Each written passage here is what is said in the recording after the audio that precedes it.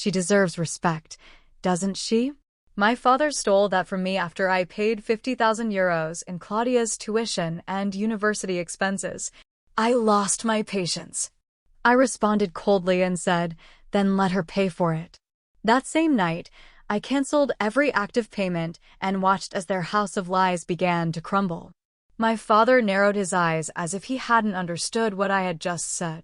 Claudia, my sister, sat with her arms crossed, as if judging a talent show. She shifted uncomfortably, clearly surprised by my answer. My mother was already halfway through one of those long, disappointed sighs, the kind she let out when I didn't follow the script. But this time, I didn't. Let me explain. My name is Alvaro. I'm 35 years old. I'm the oldest, the quiet one, the one who unclogs the drain in the middle of the night and pretends not to hear relatives whispering that I've never achieved anything important. For years, I kept silent. I worked long hours, paid my expenses and theirs. Every time they didn't make it to the end of the month, which was almost always, I discreetly covered the rent, the food, and Claudia's university payments. I never expected praise. I was just trying to alleviate the stress of the family star. But there's something I learned. When you always help, people start to treat it like it's your obligation. It didn't happen suddenly. It started little by little. My father would say things like, Claudia has incredible drive, or my mother would comment, you're lucky, Alvaro, you don't need much. And Claudia, she absorbed those compliments like gasoline. Every now and then she would give me a dry thank you, like someone nodding to a waiter for bringing napkins without being asked. But everything changed one Sunday in March. Claudia had just let out another of her eternal complaints about how exhausting it was to be a student, even though she hadn't worked in years, even though I had just secretly transferred 1,800 euros to cover an outstanding fee. Then my father turned to me with a cold look and said, you owe your sister an apology. She has earned respect, you haven't. As if everything I had done was worthless, as if only Claudia deserved appreciation. I smiled and replied, perfect, then let her pay for her university. After that, silence. What no one realized was that his casual and cruel comment was the final push I needed, not to shout, not to argue, but to leave calmly, decisively. And that's what I did. I didn't slam doors, I didn't yell. I got up, took my plate to the sink as always, and left my parents' house. I knew it might be a long time before I returned. Outside, the air felt cleaner, easier to breathe, as if I had had a stone on my chest for years, and finally someone had removed it. That same night, I sat at my kitchen table and opened my laptop. I entered the portal of the Autonomous University of Madrid, where Claudia's payments were registered. Yes, they were in my name. I deactivated the automatic payment option. One click. Done. Then I opened the gas and electricity accounts for my parents' house, the ones I had been silently paying every winter because they couldn't afford the costs. I changed the billing information to their names and removed my card.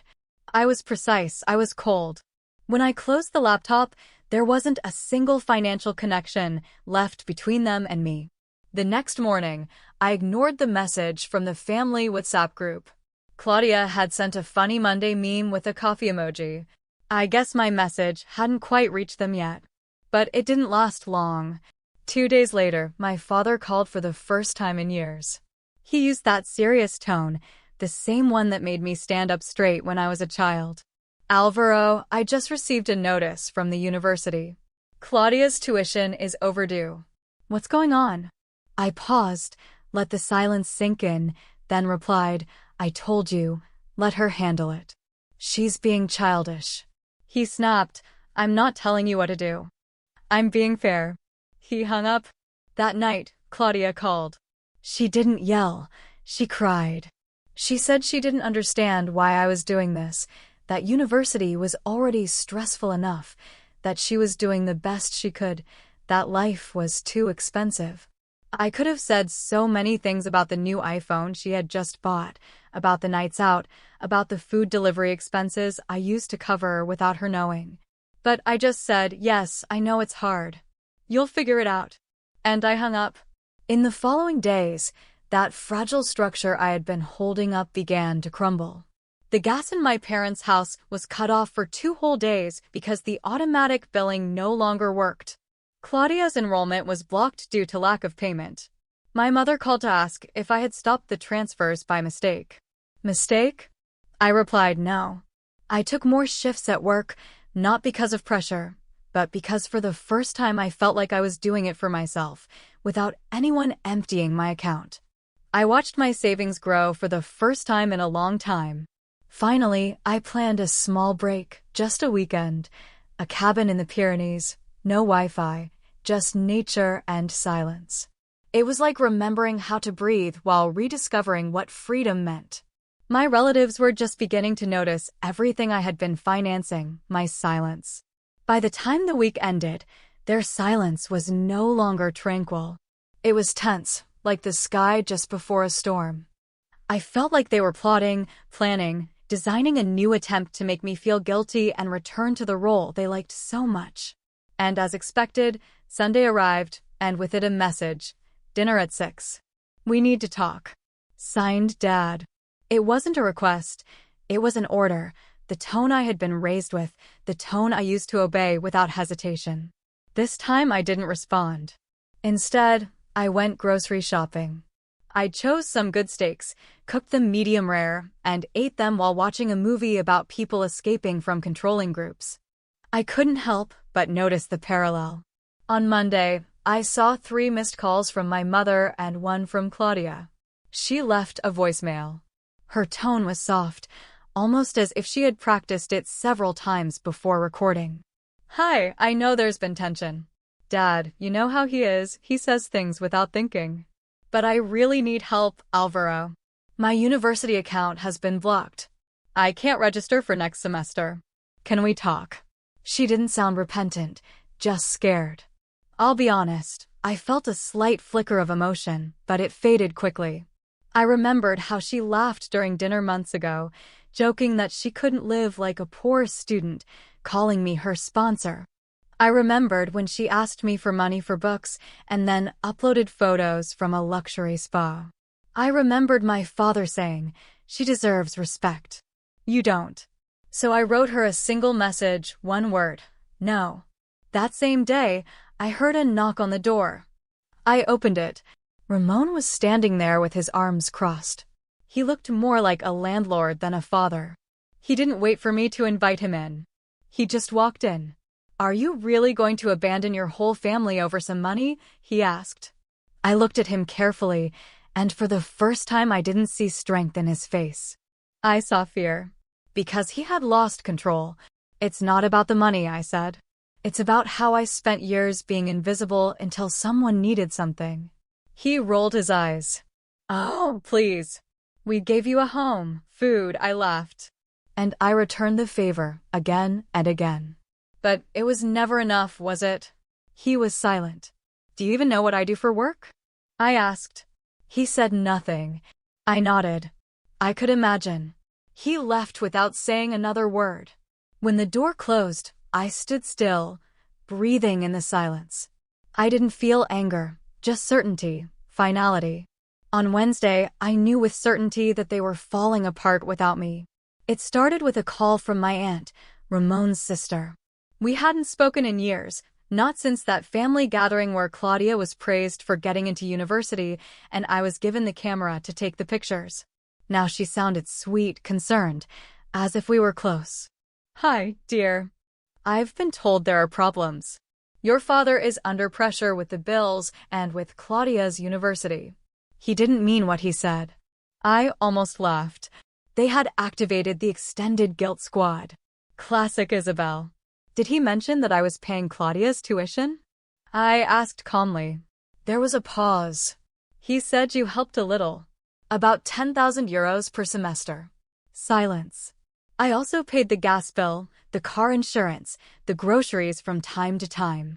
I could imagine her doing the math in silence. She finally replied. Exactly, I said.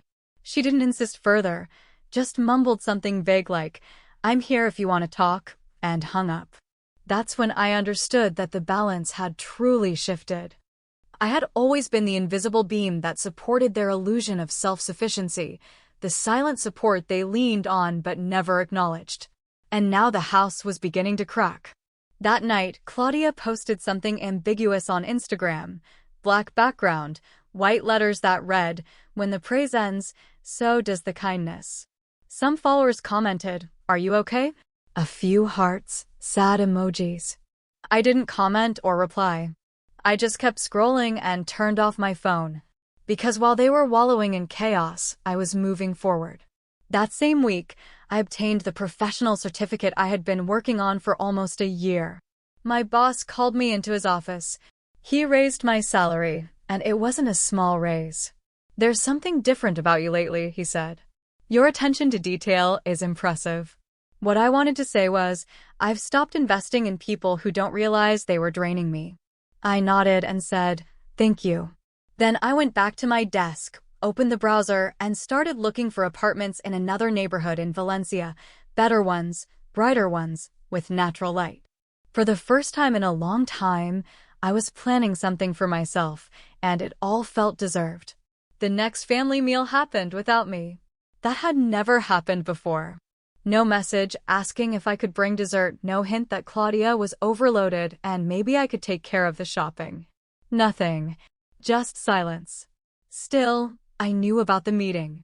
Natalia, my cousin, sent me a picture taken from across the table, Claudia sitting uncomfortably next to Ramon, both looking like they had attended a funeral.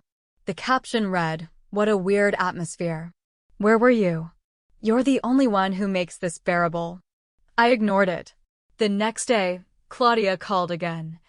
I didn't answer, but she left a voicemail that I listened to twice, just to make sure I understood it correctly. "I know you're angry, but now Dad says I have to take out a loan for university.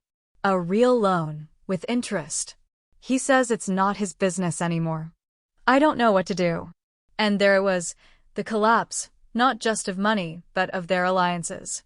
Claudia had always been Ramon's favorite, but being the favorite only works as long as you're useful. As soon as she became an expense, he shut down. And then something clicked in me. I was never the failure. I was the resource, the one burdened with responsibilities one after another until they thought I would break. And when I didn't break, they hated me for it.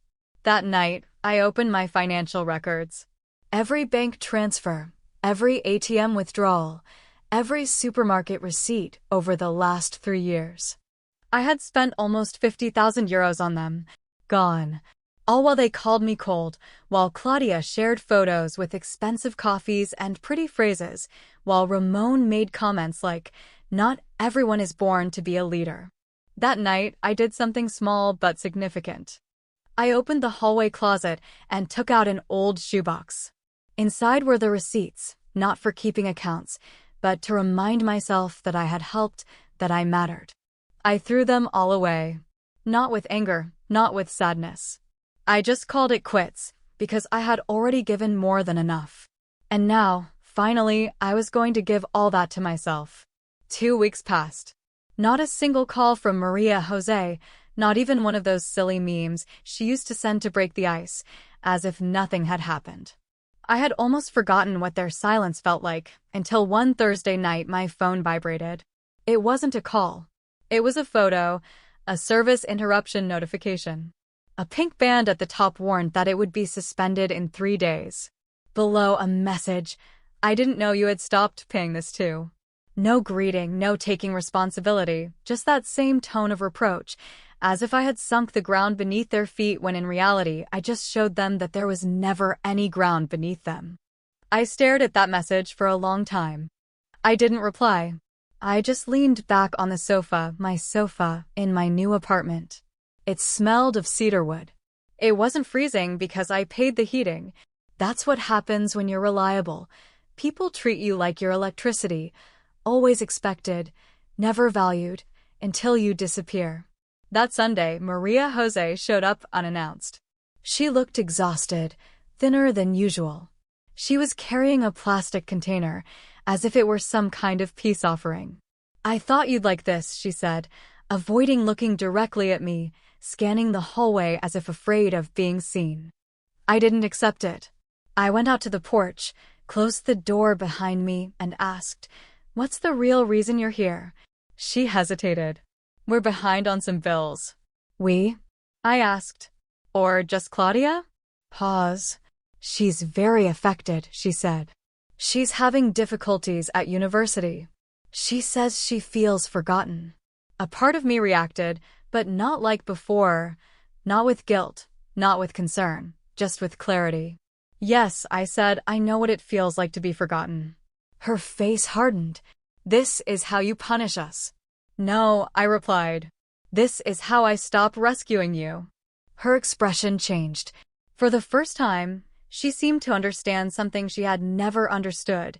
Not when I was a teenager fixing faucets, not at 25 paying overdue rent, not at 35 paying university tuition.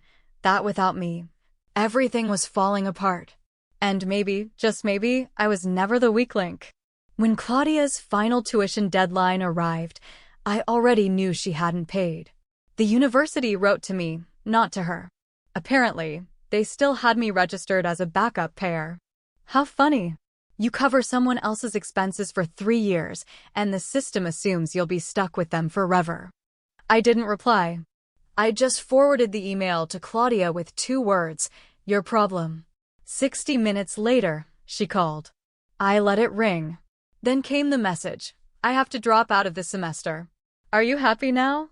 I stared at it, not because I felt bad, but because I was curious.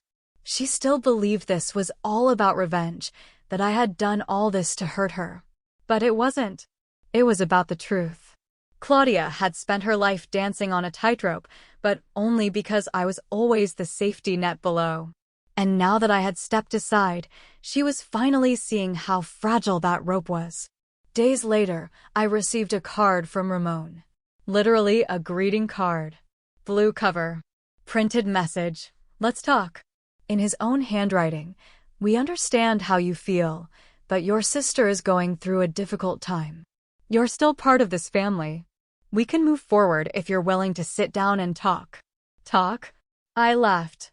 Sit at the table as if I hadn't spent my life at that table, quiet, reliable, invisible.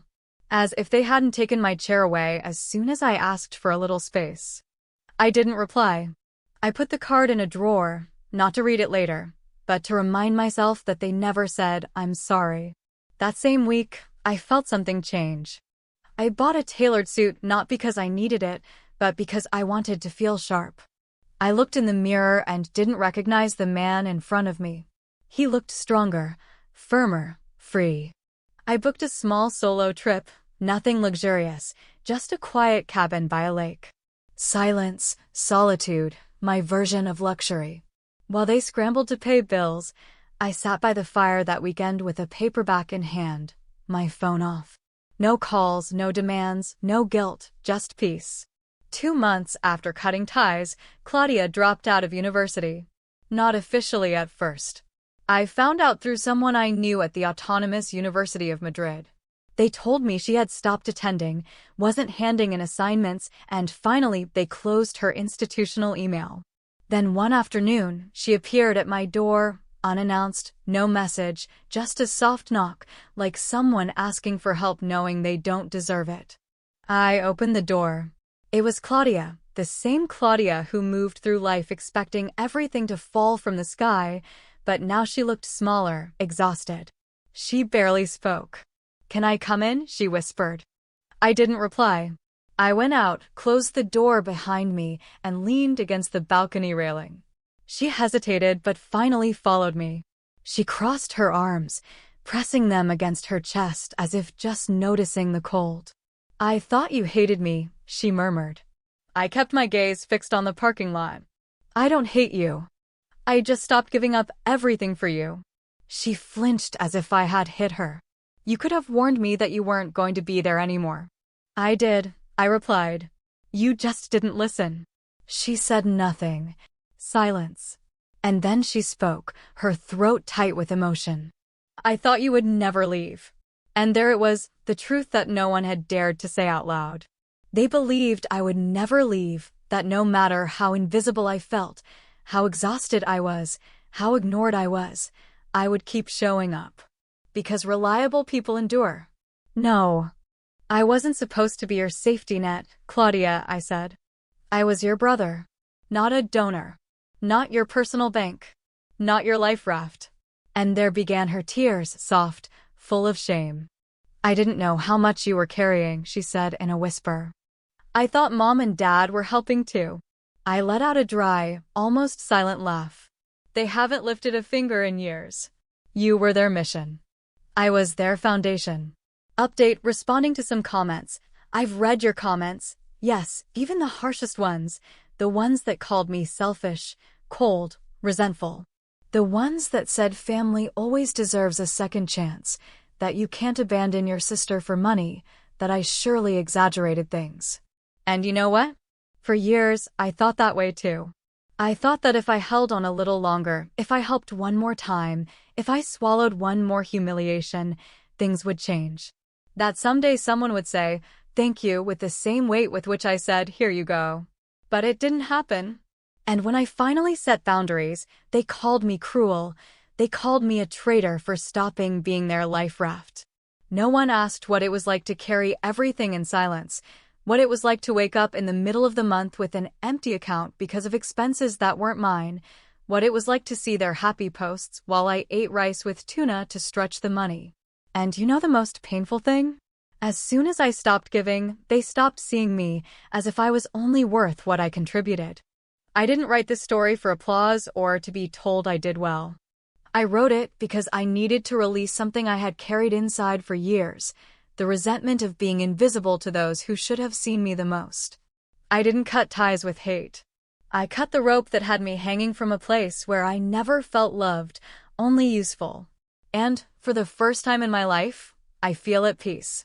So, if you, reading this, are in that same place, feeling selfish for taking care of yourself, for saying enough, for choosing yourself, you're not. Sometimes saving yourself means disappointing those who always saw you as a tool. And that is also self-love.